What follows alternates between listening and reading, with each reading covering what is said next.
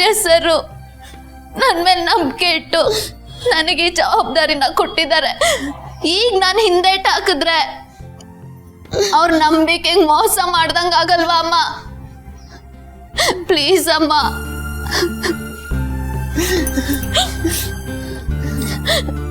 ಅವ್ರು ಹೇಳ್ದಂಗೆ ಆಗ್ಲಿ ಅಮ್ಮ.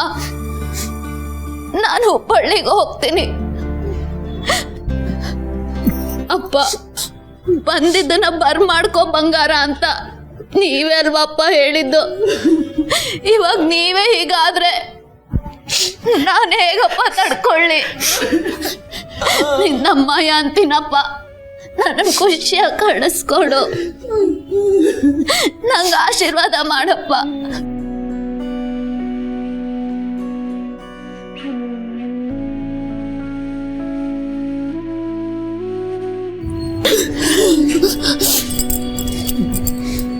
ನೀನು ಹೇಳ್ತಿರೋದ ಸರಿಯೇನೋ ಸುಬ್ಬು?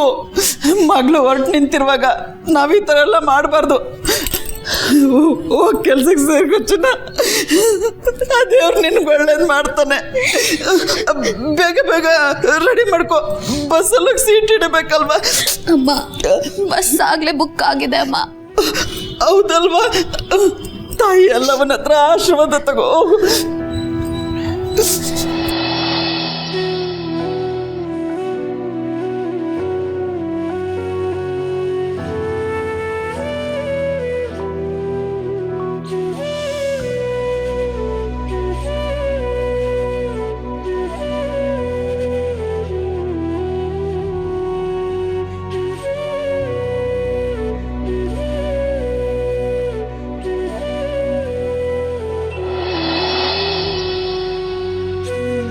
शीघ्रमेव कल्याण प्राप्तिरस्तु.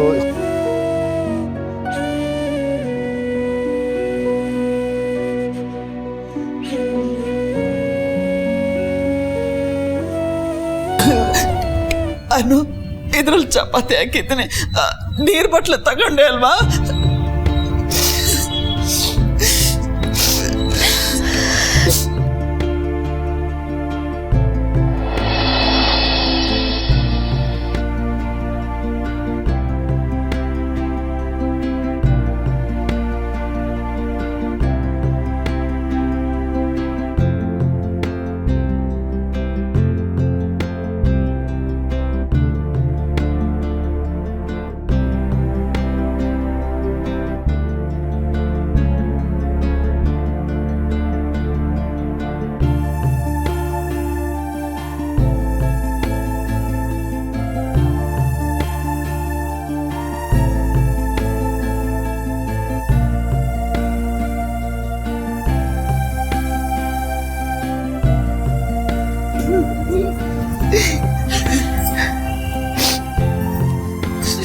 ಅಪ್ಪ, ಹೊರಡಣ್ವಾ?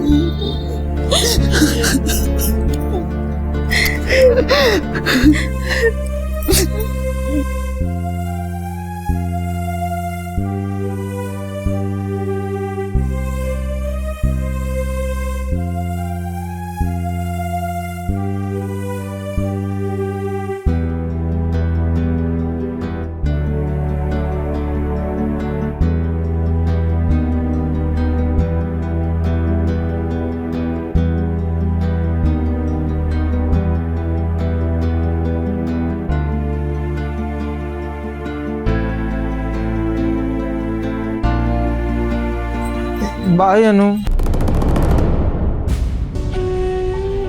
ಸಂಪತ್, ರಮ್ಯಾ ಇಲ್ಲಿ? ಅತ್ತೆ ಜೊತೆ ಹೊರಗೋಗಿದ್ದಾಳೆ, ನಿನಗೆ ಮೆಸೇಜ್ ಮಾಡ್ತಾಳಂತೆ.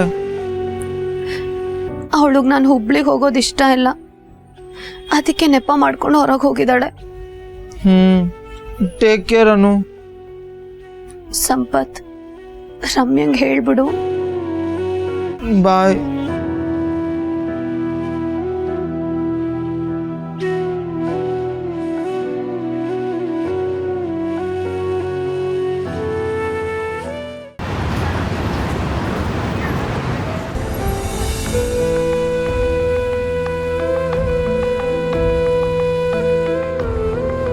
ಬಸ್ಸು.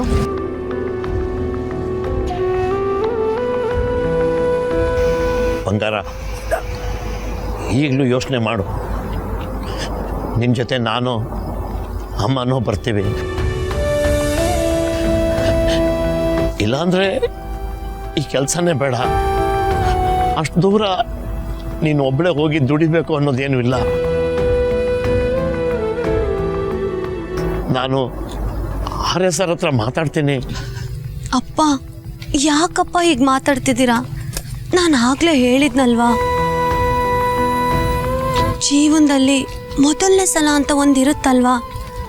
ಎಷ್ಟೋ ಜನ ಹುಡುಗಿರು ಹುಬ್ಳಿ, ರಾಯಚೂರು, ಇನ್ನು ಬೇರೆ ಊರಿಂದೆಲ್ಲ ಬಂದು ಬೆಂಗಳೂರಲ್ಲಿ ಕೆಲಸ ಮಾಡ್ತಾರಲ್ವಾ ಅಪ್ಪ. ಇದು ಹಾಗೇನೆ. ನೀನೇನು ಯೋಚನೆ ಮಾಡಬೇಡ ಅಪ್ಪ, ನನಗೆಲ್ಲ ಅನುಕೂಲ ಮಾಡಿಕೊಟ್ಟಿದ್ದಾರೆ. ಸ್ವಲ್ಪ ದಿವಸ ನೋಡೋಣ. ಒಂದು ವೇಳೆ ಅಲ್ಲೇ ಪರ್ಮನೆಂಟ್ ಅಂತ ಏನಾರು ಆದರೆ ನೀವಿಬ್ಬರು ಅಲ್ಲಿಗೆ ಬಂದ್ಬಿಡಿ ಅಪ್ಪ. ಸುಬ್ಬು, ಸುಮ್ಮನೆ ಇರು. ಅವಳೆ ಅಷ್ಟು ಹೇಳ್ತಿದ್ದಾಳಲ್ಲ, ಎಲ್ಲ ಅವಳೆ ನೋಡ್ಕೋತಾಳೆ. ಅನು, ನಿನ್ನ ಸಂತೋಷವಾಗಿ ಕಳಿಸ್ತಿದ್ದೀವಿ ಅಂತ ಮಾತ್ರ ಅನ್ಕೋಬೇಡಮ್ಮ. ನಮ್ಮ ಮನಸ್ಸು ಯಾವಾಗಲೂ ನಿನ್ನ ಹತ್ರನೇ ಇರುತ್ತೆ.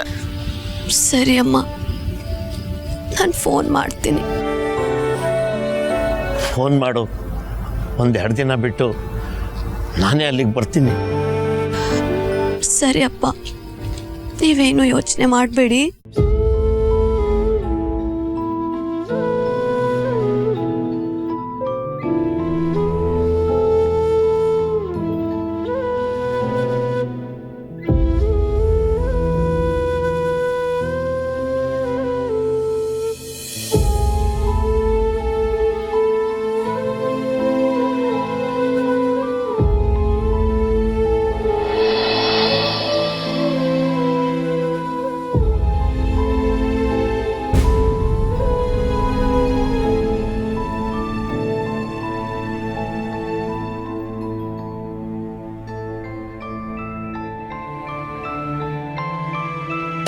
ಅವಸರದಲ್ಲಿ ತೊಗೊಂಡಿರೋ ನಿರ್ಧಾರ ಇದು. ಇದಕ್ಕೆ ಬೆಲೆ ತೆರಲೇಬೇಕು. ಅನು ಹುಬ್ಬಳ್ಳಿಗೆ ಹೊರಟು ಹೋದರೆ ಅವಳಿಂದ ಮಾತ್ರ ಅಲ್ಲ, ನನ್ನಿಂದನೂ ಇರೋಕ್ಕಾಗಲ್ಲ.